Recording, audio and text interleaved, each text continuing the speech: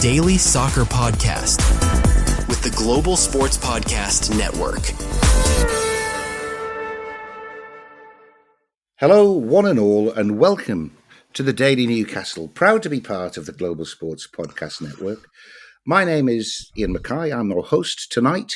Unusually for a Wednesday, I'm not sitting in a dark room talking to myself. I'm joined by Michael Grahamslaw. We've got a number of issues that we're going to get stuck into, mainly good, positive stuff. Michael, are you ready to talk soccer? Absolutely not. We've had a talk about this. Everything's been spoken about on that side, but I am very much ready to talk football. And no, not the one where you throw it towards the end zone and get these touchdown things. The one where Grimsby, no, not the well, actually yes, the one you'll know from the film with Sacha Baron Cohen, defeated Manchester United in arguably the greatest cup competition in the world. Well, I have to. I thought we should start by looking at the League Cup because, of course, the defending champions have entered the competition tonight with the third round draw. Yes. Newcastle score a home draw, which is great. We've been drawn to play against Bradford of the First Division, and I think, given my look in the ballot recently, that might be the first home game I get to this season. I think that looks like a comfortable win, even with the B team out. What do you think, Michael? Am I being complacent, like those Manchester United lads must have been?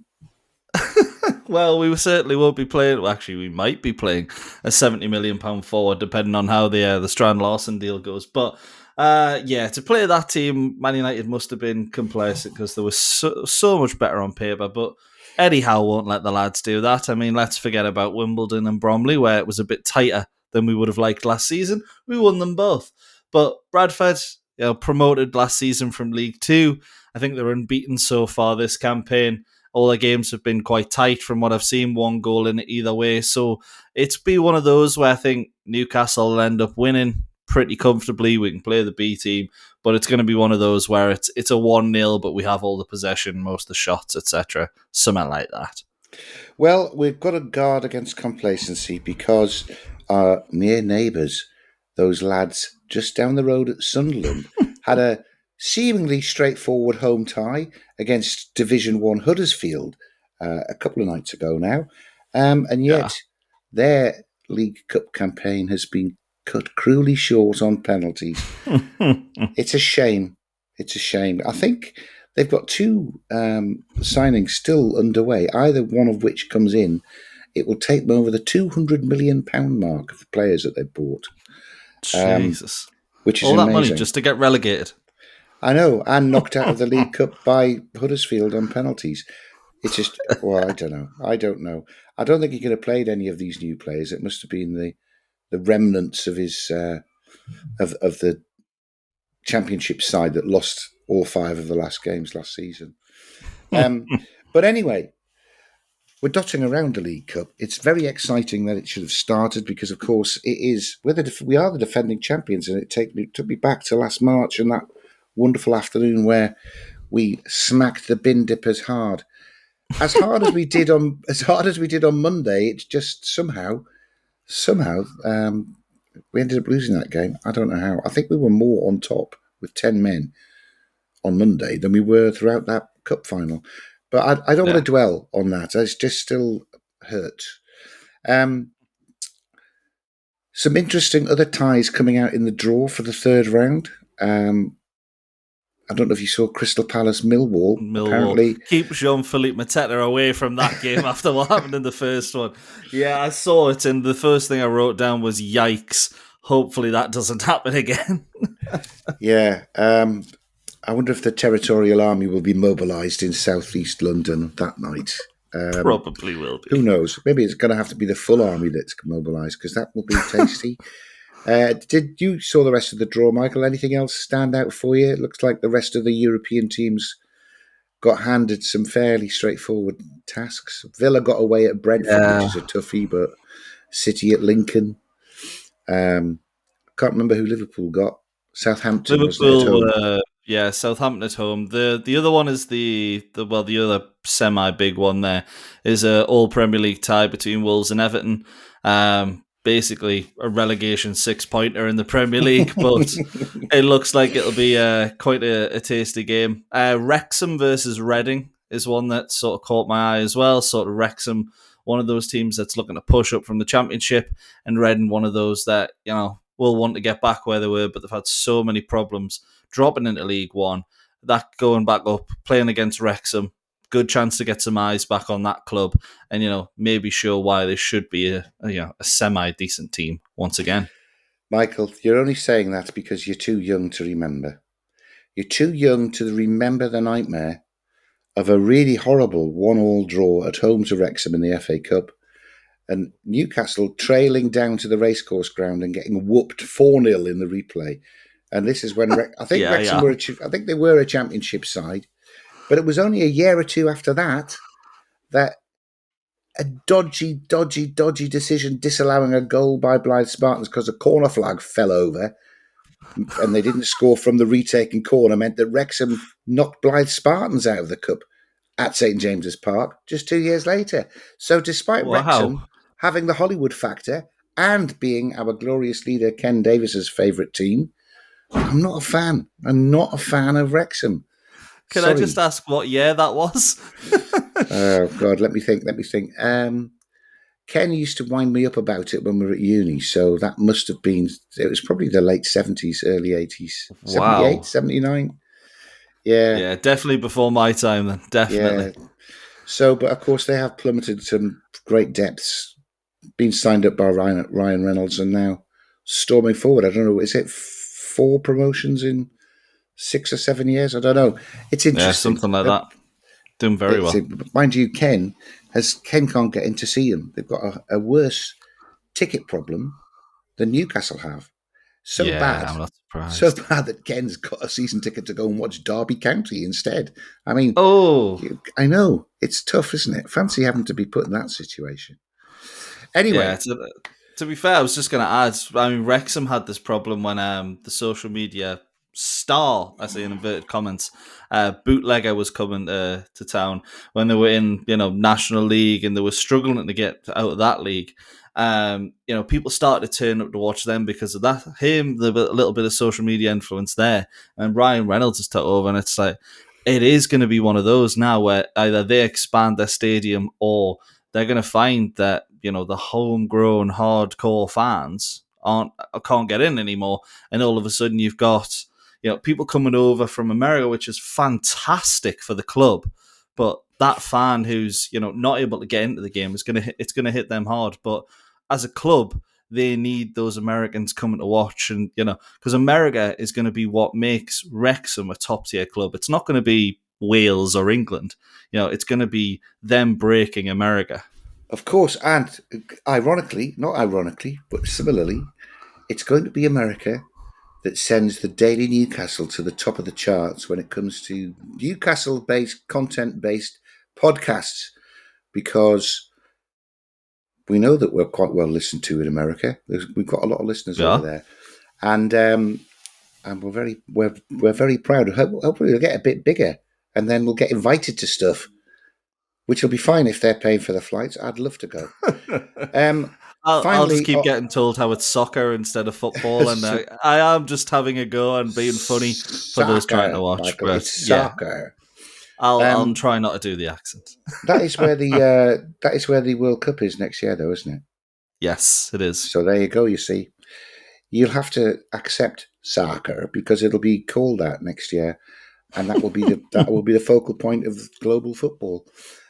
Finally, on Wrexham, you did just give me a little bit of a flashback there when we started talking about it to a very cold November afternoon when, for some reason at uni, Ken, previously mentioned Wrexham supporter, thought it would be a great day out for the lads on the second floor of Tower, our student digs. Second floor of Tower. To go with Paul, who was also part of our gang, and a big Blackburn supporter, up to Blackburn to watch Blackburn Wrexham. My goodness. It finished 0-0. Delightful. It finished 0-0, and let me tell you, it was more boring than that sounds. But there you go. I think with that, I'm Brilliant. going to do this and listen to the little tune in the background. Your body is unique.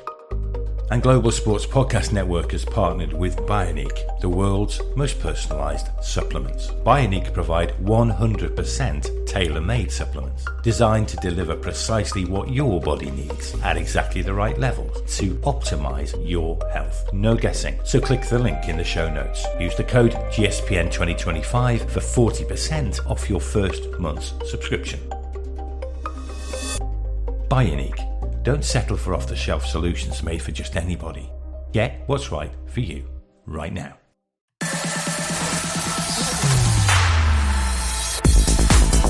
Your daily soccer podcast with the Global Sports Podcast Network. I think subliminally Bioniq are telling you that you've got to start doing yoga and some meditation. If you've got so far that you've designed your own supplement, then you've got to heal from within.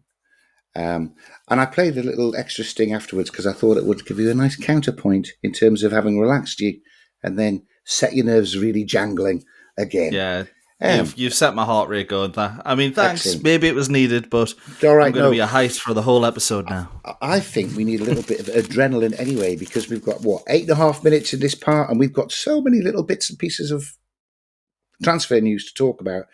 I'm going to fire them at you, Michael, and tell me what you see and what you think. Okay. Rumours out this afternoon, apparently. These are for players leaving. That Bayer Leverkusen have inquired about the availability of Sven Botman. Discuss. Yeah, I mean, I don't think it'll happen. We could inquire about the availability of Kylian Mbappe. I think it's probably got just as much of a chance of happening. Why Sven Botman would want to leave because, I mean, Leverkusen are a decent side, but they are managed by Erik ten Hag, which means inevitably they'll be closer to relegation than Champions League this season. And Sven Botman's still got a very big point to prove in the Premier League, and I don't think there's a better place for him to do it than at Newcastle. So, Sven Botman, staying put. I think Nicola will be absolutely delighted, and I agree with you. The cynic in me that is hoping that Sven Botman doesn't miss 7 out of every 10 games for the rest of his career with a knee injury. It's wondering whether we ought to sell him just to cash in and make a little bit of a profit and find a different centre half. But he's a big fan favourite. I mean, when he's fit, he's head and shoulders above the rest of our centre halves. Malek Chow excluded because we haven't seen how good he's going to get. But yeah, I think we hold on to Sven Botman. One person we're not holding on to, whose loan move for the last year of his contract to Middlesbrough was confirmed today, is Matty Targett. I think that means he's on loan this year and then his contract expires in Middlesbrough. If he's half decent, if he has a loan period like he did when he came on loan to us, Middlesbrough will be offering him a 2 or 3 year contract. So probably good for him. He's had a nightmare with injuries. Probably wondered after being so good in his loan period, what the hell is going on? Because he seemed to get injured before his actual signing time started, and we've only seen him. Apparently, he's played 47 times for Newcastle. Since signing permanently? No, altogether. Altogether. Okay. I think 30 of those was in the loan period. So definitely, that is a hell of a lot over 4 years or whatever it is. But yeah, anyway, we wish Matty Targett well. And probably if he's gone into the top half of the Championship, he's found his level again, let's be honest, because I think Newcastle have outgrown him. 2 bids made, 50 million, 55 million, both rejected, apparently going in with a 60 million bid for Strand Larsen at Wolves. I mean, effectively, it's how much money are you going to pay Wolves to sign their own suicide note, I think. Because they got rid of all of the... They had 2 goal scorers last year. One was Cunha, and he's gone. The other was Strand Larsen. Even their third top scorer was Ait Nouri with 4, and they sold him to Manchester City. So, I don't know. I'd love Strand Larsen. Yeah, I can't see I can't see why Wolves would almost commit to being relegated by selling him for 60 million, because they make double that just by staying in the Premier League, I think. What do you think? Is this going to complete? I think it's one of those where I was confident until about an hour ago. I know that Newcastle will put in that £60 million bid, as you said. I think he's an absolutely fantastic player, but in the last hour, we've been told that Christian Uche, who was Wolves' replacement for Jorgen Strand Larsen, should I say, that move has actually been called off by the sounds of things. I don't know exactly why. But it seems like that move is off, and he would have been the one that would have allowed Strand Larsen to potentially move to Newcastle. So it's an awkward one. Maybe it won't have too much of an impact because I do know he's a striker that scored like 5 goals in his career. So maybe it won't have too much of an impact. But when Wolves are signing replacements using that money, you think, right, yeah, we've got something going here. But then when those kind of get cancelled and you think all they've got now is that John Arias, who came in from, I believe it was Botafogo, playing as a centre attacking midfielder, Hwang as a striker who looks incompetent. There's not really a lot there for them. So it is a tough one. I would love Strand Larsen. 60 million seems like a little bit too much to pay, but in the current market, it's the 28th of August as this is going out. Shut up and pay the money. Yeah, I like Strand Larsen at 60 million, a lot cheaper than your Chelsea man Jackson at 80 million 100%. or whatever he ends up with. God, I just can't see that we give Chelsea 80 million for Jackson. And effectively, it's the same 80 million that they spent 30 on buying Delap and 50 on João Pedro. That just looks so bad. We can't do it. We can't do it. We'll play with Dan Burn at centre forward rather than do that. For goodness sake. At least he'd get on the end of the corners, wouldn't he? Maybe. I don't know. Yeah. I'll tell you one thing as well, though, just quickly to butt in there. If we do sign Strand Larsen, it'll be cheaper than Šeško. And I can guarantee Strand Larsen won't be terrified to take a penalty at Grimsby. That was awful, wasn't it? What was it? The 10th taker of a penalty is your £75 million striker. That is, mentality-wise, that is one of the worst things I've ever seen. If you're a striker, you want to score goals. It doesn't matter how they come, when they come. If most 70 million strikers are sitting there going, right, give me either the last one or the first one. Because the last one's got the chance to be the most decisive. Put that weight on my shoulders. Or the first one, I'll get us off to a good row. Agreed. By the way, do I have to take one? Can Onana not do it first? I'll take the one before Onana. But anyway, he's probably thinking, though, Michael, that was a really good decision, having seen £127 million worth of talent in Cunha and Mbeumo be the 2 Manchester United players who missed the penalties that knocked them out. But, you know what? Good point. We shouldn't be rejoicing in this. We shouldn't. That was part 1. Look, I need to prolong this. we haven't seen enough to start saying we've dodged a bullet there, have we? But no, not yet. Man United haven't seen enough to think that they've got a bargain either. Let's be fair. It's early days, though. Early days. It is indeed. Willock, fit on the bench for Monday night's game. Fit, I would say, fit for being sold. And then a step up on midfield, being recruited in these last few days. And today, a lot of news that Kobe Mainoo, who's an excellent player, seems to be surplus to requirements because Amorim just doesn't fancy him.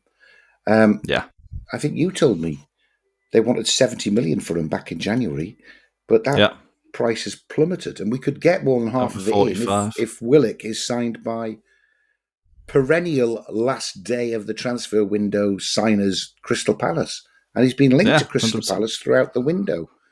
Is that something that sneaky one that we could predict and look really clever come 7 o'clock on the 1st of September?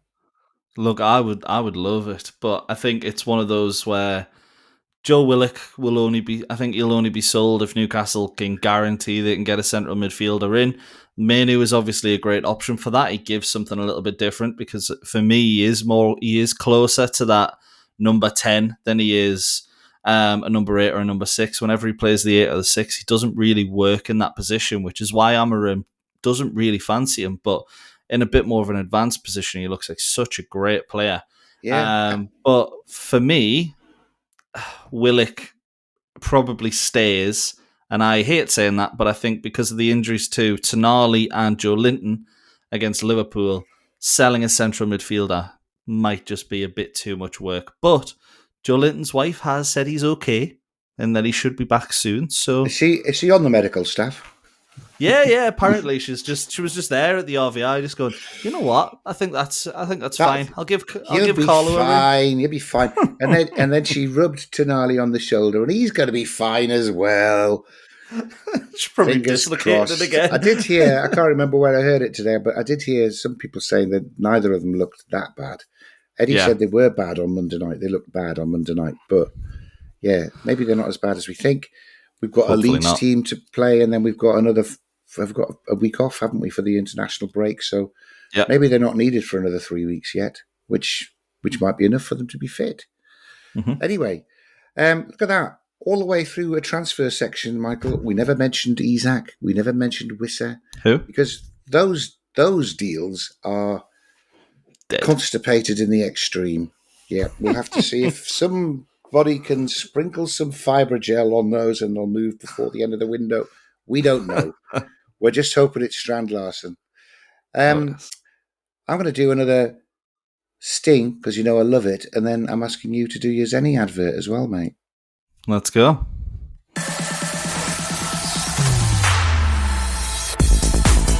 Your daily soccer podcast with the Global Sports Podcast Network. Here at the Global Sports Podcast Network, we have spent a lot of time selecting our delivery platform. And Zencastr?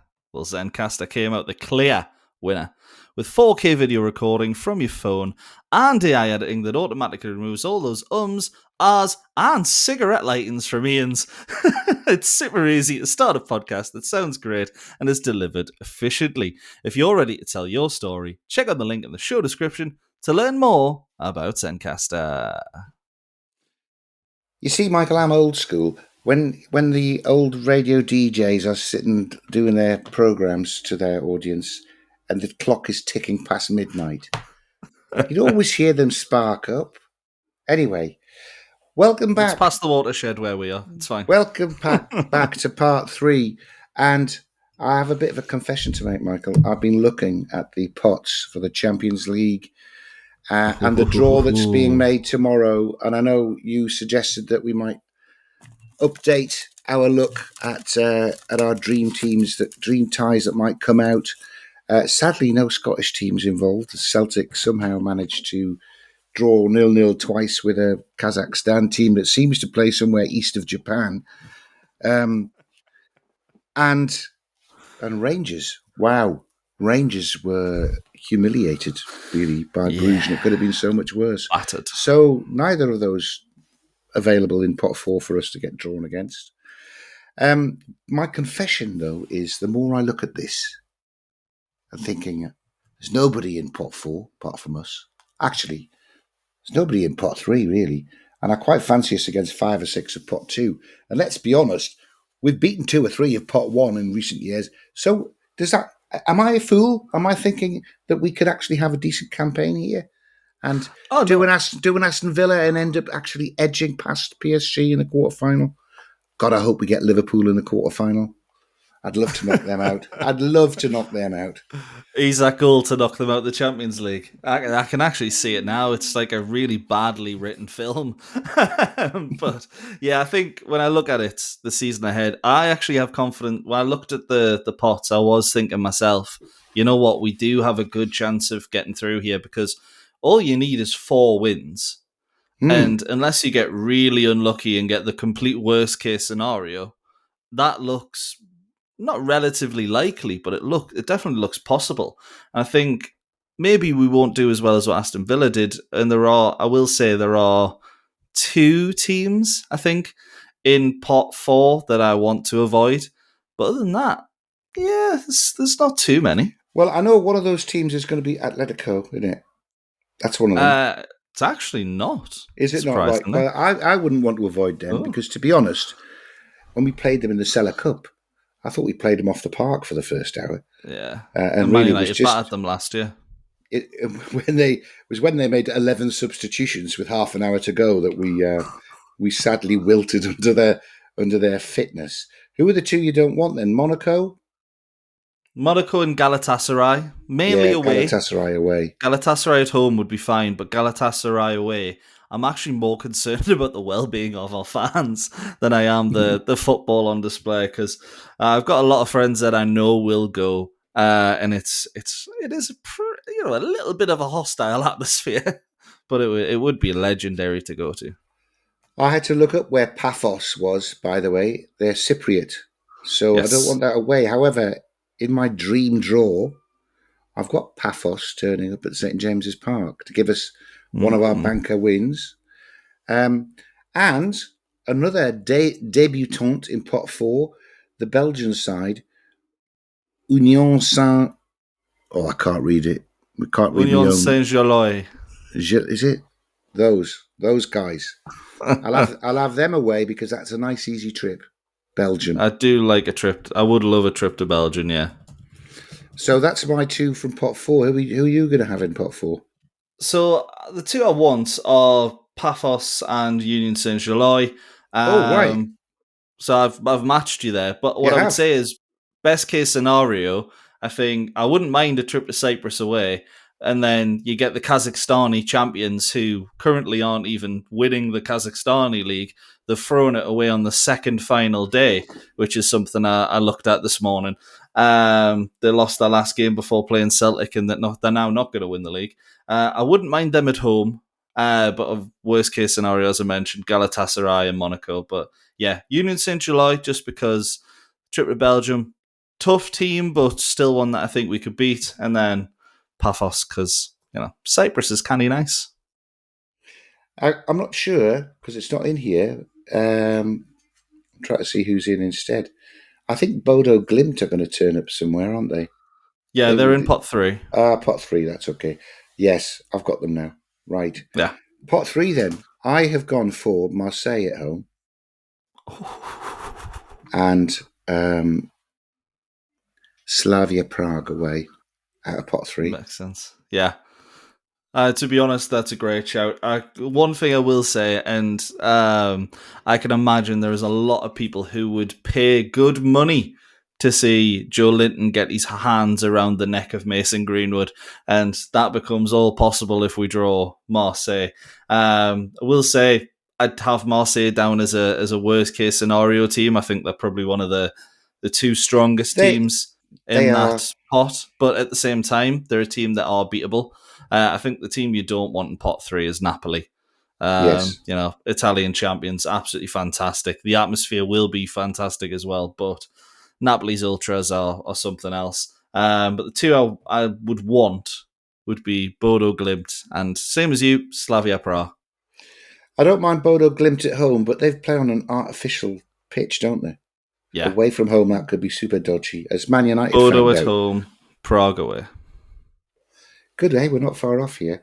So we'll move on to pot 2. Yeah. And it's interesting when you're picking these because you can't have more than 2 teams from the same country, and also you can't pick any of the English teams in your first 8 games. So which is why I didn't go for all of the French teams or all of the Italian teams for that matter. But in pot 2, mainly because I'm hoping I get a ticket for it, I'd like to play Juventus at home.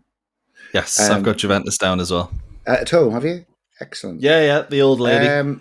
Because Villa beat them last year anyway. But also I'm thinking Napoli are champions in pot 3. Juventus are obviously a little bit overachieving there on historical reasons to be shoved in pot 2. So, but I'd have Atalanta as well out of there, to be fair. But yeah, Juventus at home and away a little sort of sunny weekend away in Villarreal. Fancy that? Ooh. I wouldn't mind it. Although I've put down for the team I would want would be Benfica, the real Stadium of Light. As I mentioned, it'd be really nice to win there twice in 1 week, which this would give us the chance to, obviously the Portuguese version, and then we'd potentially play, should I say, Sunderland at their crappy version later in the week. So, Benfica and Juventus is a dream. Temu's Stadium of Light, the Sunderland play at. Yeah. Absolutely. Out of pot one, and this will be one of the early games, so they haven't got properly fit and organised yet. I want PSG at home again, so we can beat them 4-1 again. Come on. We're such a much better team than we were when we stuffed them 4-1. Yes, they are. We are. I mean, so are they. I mean, to be fair, Spurs gave them a good game. Chelsea beat them in the Club World Cup final. So maybe I'm overestimating their talents. But in the Champions League last season, second half, obviously, knockout football, they were terrible in the group phase. This is why I want them in the group phase, Michael. And then I went don't want to see them again. Then I went for a place where a lot of our squad have got some experience. Oh. I've gone for Inter Milan away from home. That's the away game I went for. Inter Milan, yeah. To be fair, I've got the reverse. I've got Inter Milan at St. James's Park, and then Is This the Way to Barcelona away. Right. Because I'd love that. And then worst case scenario, I know a lot of the players from what I was seeing a bit earlier want to do the Bernabeu. Do not send us to the Bernabeu because Real Madrid are just a different beast in the Champions League. The league phase, maybe you get something, but I'm terrified of Real Madrid. So, on the games I've picked, which could come out, just as you know, I can see us winning 5 of those, and that would put us in the top 8, like Villa did. We wouldn't have a qualifier; we'd go straight into the quarterfinals. And I want Liverpool in the quarterfinals. We've got their number. I think we'd do them. What do you think? I'll ideally play the worst teams possible, and not, the champions of England. Yeah. But yeah, I do agree. I'd like to play Liverpool and get the better of them this season because we were so close to. We weren't robbed on Monday, but there were a lot of controversial decisions in the game, and you kind of left feeling like what might have been. I do think if we played them again in a big atmosphere, I do think we could get the better of them again. But it's just annoying that they seem to beat us in the 90th minute so many times. Maybe, just maybe, we could do the same to them in the Champions League. You never know. Let's dream of that.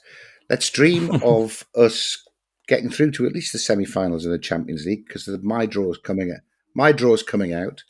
And obviously, having been drawn at home in round 3 against Bradford, we're going to successfully defend the League Cup. It's easy being a Newcastle fan, isn't it? Absolutely, yeah. Well, I don't know if anybody listening out there in podcast land agrees with us or not. You can let us know by dropping us a comment below.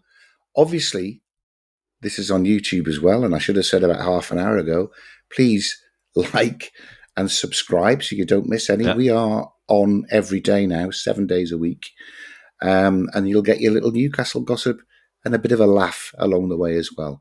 Thanks very much for listening. Thank you for joining me, Michael. And I will catch you up later in the week. Bye. Your daily soccer podcast with the Global Sports Podcast Network.